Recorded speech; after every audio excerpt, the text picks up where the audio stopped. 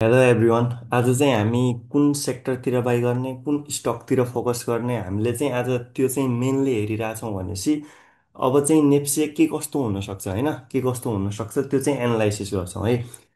अहिले चाहिँ नेप्सेको major resistance जुन 2780 देखि 2800को एरिया रहेको छ, यो नै छ होइन। अलि सानो रेसिस्टेन्स चाहिँ हाम्रो 2730तिर रहेको छ होइन। लास्ट डे चाहिँ ब्याङ्किङ चाहिँ राम्रै बढायो। सो ब्याङ्किङतिर चाहिँ हामीले चाहिँ के कुरा ध्यान दिनु पर्यो, अब ब्याङ्कमा चाहिँ कुन ब्याङ्कतिर अलिकति बाईको लागि हेर्नु पर्यो, र के हामी ब्याङ्कमा चाहिँ छुटेकै हौँ त, त्यो पनि हेरौँ है। नेप्सेमा पनि हामीले हिजो अस्तितिर हेऱ्यौँ यो क्यान्डल होइन, जुन यो लङ सेडो भएको क्यान्डल थियो, त्यो चाहिँ यता पनि फर्मेसन भएको थियो है। यता पनि फर्मेसन भएको थियो, त्यसपछि चाहिँ र्याली चाहिँ राम्रै आएको छ, मार्केटमा र्याली चाहिँ राम्रै आएको छ। जसरी चाहिँ पहिले पनि यो एरियामा होइन, यो एरियामा मजाले साइडवेज भएर एकुमुलेसन बसिसकेको थियो, एकुमुलेसन भइसकेको थियो। त्यसै गरी यता पनि राम्रोसँग एकुमुलेसन भइसकेको छ र अब मार्केट चाहिँ माथि जाने चान्सेस चाहिँ हाई छ है। सो अलिकति हजुरले चाहिँ क्यासमा हुनुहुन्छ भनेपछि अलिअलि स्लोली स्लोली बाई चाहिँ हजुरहरूले चाहिँ गर्न सक्नुहुन्छ। ल अब चाहिँ हामीले कमर्सियल ब्याङ्कलाई हेरौँ है। कमर्सियल ब्याङ्कलाई चाहिँ हामीले यता यो ट्रेन्ड लाइन तानेर हेर्छौँ भनेपछि ब्रेकआउट भएर माथि गइसकेको छ।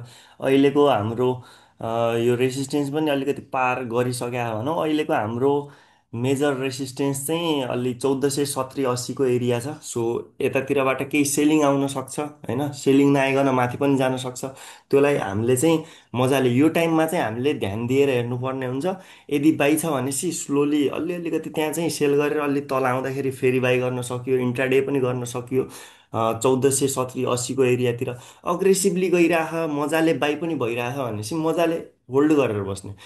हामीले चाहिँ ब्याङ्क चाहिँ बाई गरेका छौँ, कमर्सियल ब्याङ्क हामीले मजाले बाई गरेका छौँ। हामीले लङ टर्मको लागि बाई गरेका हौँ। हामीले चाहिँ 5-10%मा चाहिँ गेन गरेर सेल चाहिँ गर्दैनौँ। 50 देखि 100% चाहिँ ब्याङ्कले मजाले दिइरहेको हुन्छ होइन। हामीले कुनै पनि स्टक हेर्छौँ भनेपछि है, कुनै पनि स्टक हेर्छौँ भनेपछि ब्याङ्कको ल मानौँ केबिएल राम्रो पनि एकुमुलेसन भएको छ, हामीसँग पनि छ यो स्टक कुमारी ब्याङ्क लिमिटेड होइन। कुमारी ब्याङ्क हेर्छौँ भनेपछि राम्रो, यो दुइटा ट्रेन्ड लाइन तान्छौँ भनेपछि ट्रेन्ड लाइन ब्रेक गरेर पनि माथि गइसकेको छ, राम्रो देखिरहेको क्या ब्याङ्क चाहिँ, राम्रो देखिरहेको। भोल्युम पनि हेर्नु होला, भोल्युम पनि राम्रो आएको छ, भोल्युम पनि एकदमै अग्रेसिभली राम्रो आएको छ होइन। अप्पर ब्यान्डलाई नै माथि धकालेर चाहिँ अप्पर ब्यान्ड भन्दा नि माथि क्लोज भइसकेको छ भनेपछि राम्रै यो अब चाहिँ ब्याङ्कमा चाहिँ केही न केही चाहिँ हुनेवाला छ है, केही न केही चाहिँ राम्रै हुनेवाला छ। यो चाहिँ हामीले चाहिँ एक्सपेक्ट गर्न सक्छौँ होइन। अरू पनि आरएसआई र एमएफआई लगाएर इन्डिकेटरहरू लगाएर हेर्छौँ भनेपछि 70को लेभलमा आरएसआई र 78तिर चाहिँ एमएफआई हामीले देख्न सक्छौँ। यसको मतलब चाहिँ हजुरले बुझ्नु होला कि अब चाहिँ कमर्सियल ब्याङ्कमा केही राम्रै होइन, ठुलै र्याली चाहिँ हामीले चाहिँ देख्न सक्छौँ। यदि हजुर चाहिँ छुट्नु भएको छ भनेपछि चाहिँ स्लोली एकुमुलेसन गर्नु होला, अग्रेसिभली नजानु होला। कुनै ठाउँ पनि सेलिङ आउन सक्छ होइन। केही पनि नेपालको मार्केट भन्न सकिँदैन, केही पनि पोलिटिकल न्युजले मजाले मार्केट घटिरहेको हुन्छ भनेपछि अग्रेसिभली बाईको लागि चाहिँ नजानु होला है, अग्रेसिभली बाईको लागि कुनै पनि स्टकमा नजानु होला। ब्याङ्किङलाई हेरौँ फेरि पनि, ब्याङ्किङ इन्डेक्सलाई हेरौँ। ब्याङ्किङ इन्डेक्सलाई हेर्छौँ भनेपछि भोल्युम चाहिँ राम्रो आएको छ है। भोल्युम चाहिँ 1.73 अर्बको भोल्युम आएको छ। यति भोल्युम चाहिँ हजुरको अगस्ततिर आएको थियो भनेपछि 9 महिना अगाडि आएको भोल्युम बल्ल आएको छ भनेपछि धेरै पछि चाहिँ यति भोल्युम आएको छ। सो ब्याङ्किङमा चाहिँ अलिकति नडराउनु होला। ब्याङ्किङलाई चाहिँ स्लो एकुमुलेसन चाहिँ हजुरहरूले गर्न सक्नुहुन्छ, स्लो एकुमुलेसन गर्नु होला। बोलिन्जर ब्यान्डको अप्पर ब्यान्ड भन्दा नि माथि गएर क्लोज भइसक्यो, सो स्लोली स्लोली एकुमुलेसन चाहिँ मजाले गर्न सक्नुहुन्छ।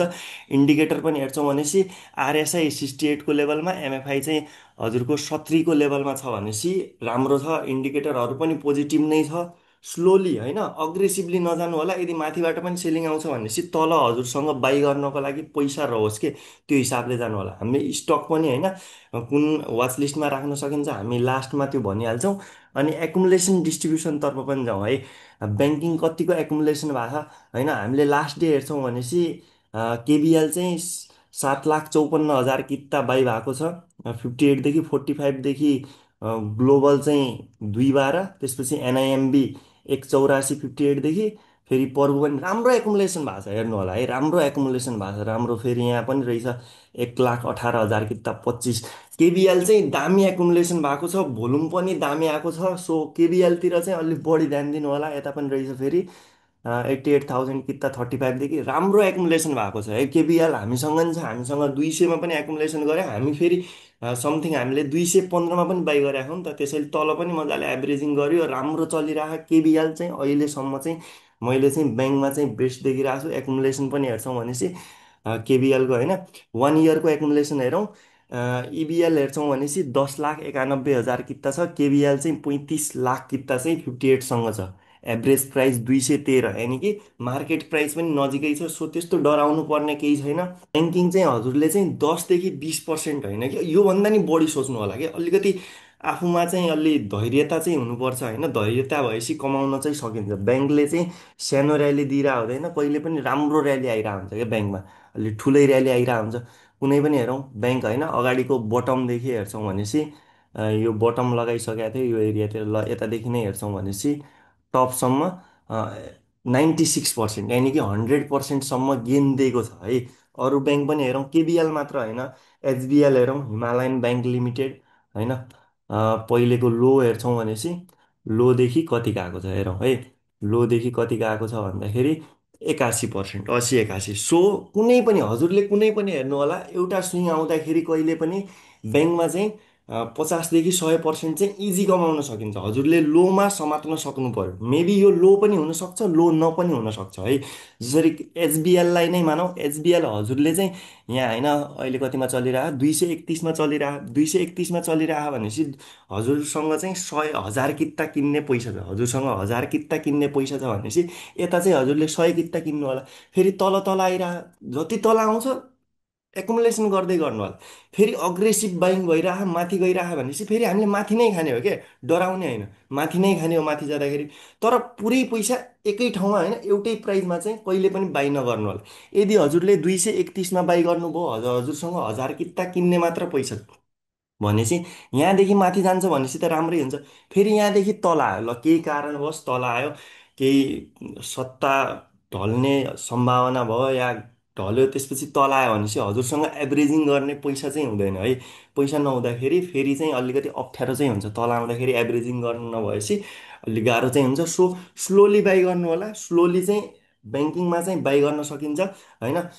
स्टकहरू चाहिँ हजुरले चाहिँ वाच लिस्टमा चाहिँ एसबिएल भयो, कुमारी ब्याङ्क भयो, प्राइम कमर्सियल ब्याङ्क, प्रभु bank, NIMB bank, LSL bank होइन। यो ब्याङ्किङमा चाहिँ यो चाहिँ हेर्नु होला है, यो 6 7वटा छ, यो राम्रो छ, राम्रो छ। दामी 50 देखि 100%सम्म है। म अहिले भनिरहेको 50 देखि 100%सम्म र्याली चाहिँ दिन सक्छ। यो 200 300को बिचमा रहेको छ, यो ब्याङ्कहरू 200 300को बिचमा रहेको छ। जसरी केबिएलमा हेरौँ, केबिएल हामीले 200 हुँदा पनि बाई गरे है, 200 हुँदा पनि बाई गरे भनेपछि 217 भनेपछि अहिले कति बढिसक्यो, 8.5% चाहिँ यतै जसको बटममा बाई भएको छ उसको 8.5% चाहिँ फाइदा चाहिँ भइसक्यो। तर बेच्ने होइन नि त, अहिले अहिले बेच्ने होइन, अहिले हजुरको भन्नाले माथि जान्छ। अब चाहिँ टार्गेट कति राख्न सकिन्छ है त्यो हेरौँ। अबको टार्गेट चाहिँ ब्याङ्कमा चाहिँ कति राख्न सकिन्छ त्यसलाई हेरौँ। अघिको हाईदेखि लोसम्म नापौँ। यसको 1.6 पनि कति हुन्छ, 1.6 320तिर देखाइरह, 320तिर देखाइरहेछ भनेपछि हजुरले अझै पनि होइन 18 20तिर बाई गर्नुभयो भनेपछि यतादेखि पनि 50% 48 50% त चोखो खान पाइन्छ। तल बाई छ भनेपछि 50भन्दा नि बढीको होइन, 1.6सम्म चाहिँ र्याली चाहिँ आउन सक्छ। सो ब्याङ्क चाहिँ अहिलेको लागि बेस्ट देखिरह है, बेस्ट भनेको अहिलेको लागि ब्याङ्क देखिरह। सो ब्याङ्कमा चाहिँ होइन नछुटाउनु होला, ब्याङ्क चाहिँ छुट्न सक्छ। सो स्लोली एकुमुलेसन गर्नु होला, त्यस्तो प्यानिक भएर झ्यामझ्याम माथि खानुपर्ने केही छैन। केबिएल चाहिँ धेरै बाई भयो है, धेरै बाई भयो। हामीले हेर्छौँ भनेपछि यो अगस्ततिर होइन धेरै भोलुमा आएको छ, राम्रो भोलुमा आएको छ, मजाले बाई गर्नु होला। अनि अर्को सेक्टर कता हेर्न सक्छौँ, माइक्रो होइन। माइक्रो चाहिँ हेर्न सक्नुहुन्छ। अर्को चाहिँ राम्रो बढिरह हेर्नु होला होइन। अप्पर ब्यान्ड भन्दा नि माथि क्यान्डल बनाउन लागिसक्यो भनेपछि राम्रो देखिरह, भोल्युम पनि बढिरह, आरएसआई बढिरह, एमएफआई पनि माथि गइरह भनेपछि यता पनि त्यस्तो डराउनु पर्ने केही छैन। अनि माइक्रोमा चाहिँ हजुरले मिड टर्मको लागि हेर्नु होला। मिड टर्मको लागि कस्तो स्टक हेर्नु होला भन्दाखेरिमा जसले चाहिँ 15% भन्दा बढी बोनस सेयर दिन सक्छ है। त्यो क्याप चाहिँ अब केही टाइम पछि हटि नै हाल्ला होइन, हटिहाल्छ। सो 15% भन्दा बढी जुनले दिन सक्छ माइक्रोमा त्यतातिर ध्यान दिनु होला है। अब यो टाइम चाहिँ अग्रेसिभ बाईको लागि चाहिँ होइन, बट स्लोली होइन, स्लोली स्लोली हजुरले चाहिँ हजुर 100% क्यासमा हुनुहुन्छ भनेपछि यो 100% क्यासमा बस्ने टाइम चाहिँ होइन। सो स्लोली एकुमुलेसन गर्नु होला। फेरि अगाडि के आइरहेको त्यता पनि ध्यान दिनु होला है। अब 15 गते फेरि आन्दोलन छ, बजेट पनि छ होइन, त्यो भयो। आउने मौद्रिक नीति भयो। अब कस्तो नीति ल्याउँछन् गभर्नरले, सायद गभर्नरले चाहिँ राम्रै नीति ल्याउने चाहिँ कुरा छ है। राम्रै नीति, सेयर मार्केटको लागि राम्रै काम गर्छन् भन्ने आशा चाहिँ छ। र उहाँ त्यस्तो मान्छे पनि हुनुहुन्छ, सेयर मार्केटको लागि अलिकति राम्रै नै गर्नुहुन्छ भन्ने आशा चाहिँ छ। सो स्लोली एकुमुलेसन गर्नु होला। अहिले चाहिँ दुईवटा सेक्टर चाहिँ हजुरले मिड टर्मको लागि, मैले सर्ट टर्मको लागि भनिरहेको होइन, मिड टर्मको लागि माइक्रो फाइनेन्स होइन, 15%भन्दा बढी बोनस सेयर दिन सक्ने माइक्रो फाइनेन्स भयो। ब्याङ्कहरू मैले 5-6वटा चाहिँ मैले नेम नै भनिदिएको छु। सो मजाले हजुरले चाहिँ यो टाइममा स्लोली है, स्लोली फेरि पनि म भनिरहेको छु, अग्रेसिभ बाईको लागि नजानु होला। स्लोली चाहिँ बाई चाहिँ गर्न सक्नुहुन्छ। मेरो उहाँ चाहिँ धेरै मेसेजहरू आइरहेको थियो कि हाइड्रो पावर के गर्ने भनेर है। हाइड्रो पावर के गर्ने भनेर धेरै मेसेज आइरहेको थियो। हाइड्रो पावर चाहिँ अलि नराम्रो नै देखिरह, त्यति खासै राम्रो होइन। सर्ट टर्मको लागि हेर्दै हुनुहुन्छ भनेपछि केही स्टकहरू मात्र बढिरह, नत्र हाइड्रो पावर त्यति खासै राम्रो चाहिँ देखिरहेन। हाइड्रो पावर मेबी धेरै चान्स छ यता आउन सक्ने, हजुरको 3100 आउन सक्ने चान्स छ। फेरि पनि यही सपोर्टदेखि माथि गयो भनेपछि हो होइन, 3400देखि। यदि हाइड्रो पावरले पनि अब जुन मार्केट बढिरह होइन, ब्याङ्कहरू बढिरह, हाइड्रो पावर पनि यदि बढ्छ होइन, सन्डे पनि ब्याङ्क बढ्ने चान्सेस चाहिँ हाई छ। सन्डे ब्याङ्क बढ्ने चान्स हाई छ। यदि हाइड्रो पावरले पनि अलिकति हेल्प गर्छ बढ्नमा, अलिकति हाइड्रो पावर नि बढ्छ भनेपछि नेप्से चाहिँ बुम हुने चान्स चाहिँ धेरै छ। यदि लास्ट डे होइन, लास्ट डे चाहिँ हाइड्रो पावर पनि बढेको भएपछि, हाइड्रो पावर नघटेको भएपछि नेप्सेले धेरै चान्स थियो कि 40+ पोइन्ट नै प्राइजमा क्लोज दिन्थ्यो। सो अब चाहिँ 100% क्यासमा बस्ने टाइम चाहिँ होइन, स्लोली एकुमुलेसन गर्नु होला। ब्याङ्किङ होइन, मेन कुरा चाहिँ मैले भिडियो बनाउनुको मेन उद्देश्य के हो, योपालि ब्याङ्कमा चाहिँ नछुट्नु होला। ब्याङ्कले चाहिँ राम्रो र्याली दिइरहेको हुन्छ। मिड टर्मको लागि हेर्नु होला, 1 महिनामा नै दिइरहेको हुन्छ क्या, 1 मन्थमै राम्रो। बढी टाइम पनि लाउन्न क्या ब्याङ्कले चाहिँ। यो टाइम क्यान्डलहरू हेर्छौँ भनेपछि 1देखि 1.5 2 मन्थसम्म भनौँ, 2 मन्थमा चाहिँ कतिको दिइरहेछ हेरौँ न। योलाई नै मानौँ लो होइन, तलको लो नमानौँ।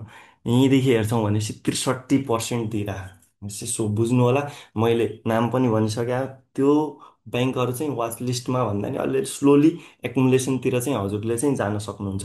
ल आजलाई यति नै। युट्युब च्यानलमा चाहिँ हजुरले हाम्रो युट्युब च्यानललाई चाहिँ सब्सक्राइब गर्नु होला। केही हजुरको क्वेसनहरू छ भनेपछि कमेन्टमा चाहिँ तल लेख्न सक्नुहुन्छ होइन, कमेन्ट गर्न सक्नुहुन्छ। हामीले चाहिँ जति सक्दो चाहिँ एन्सर दिने चाहिँ कोसिस गर्छौँ। मेबी नेक्स्ट भिडियोमा होइन, हाम्रो सायद हप्तामा एक भिडियो आउँछ अबदेखि। सो कमेन्ट गर्नु होला, हामी चाहिँ जति सक्दो चाहिँ एन्सर दिने चाहिँ कोसिस गर्छौँ।